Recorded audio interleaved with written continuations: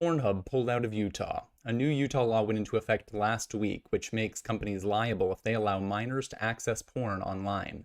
To avoid liability, companies are required to verify a user's driver's license or other government-issued ID instead of just asking a user to click a button to verify that they are at least 18 years old.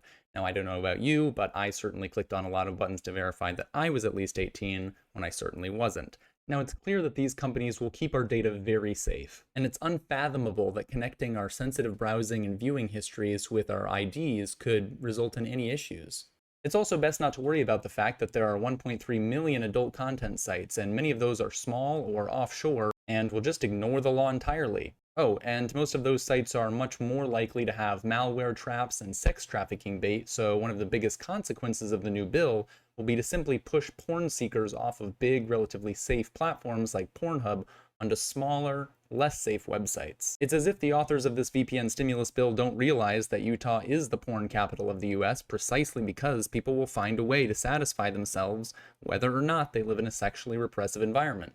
Nevertheless, multiple other states are considering similar legislation. Utah's law is actually a copycat law modeled on Louisiana's recently enacted government ID-based age verification requirement for porn sites. And additional copycat bills have been introduced to the state legislatures in Arkansas, Kansas, Mississippi, South Dakota, West Virginia, Florida, and Virginia. Such government meddling in bedroom affairs poses serious risks for blackmail, and in the words of one former divorce lawyer, quote, "There are going to be hacks, there are going to be blackmail. I used to be a divorce lawyer, believe me, I would be going, oh yeah, we're going to find a way to get those records." In response to Utah's new law, PornHub has pulled out of the state entirely in protest, blocking all Utah IP addresses, including those used by adults.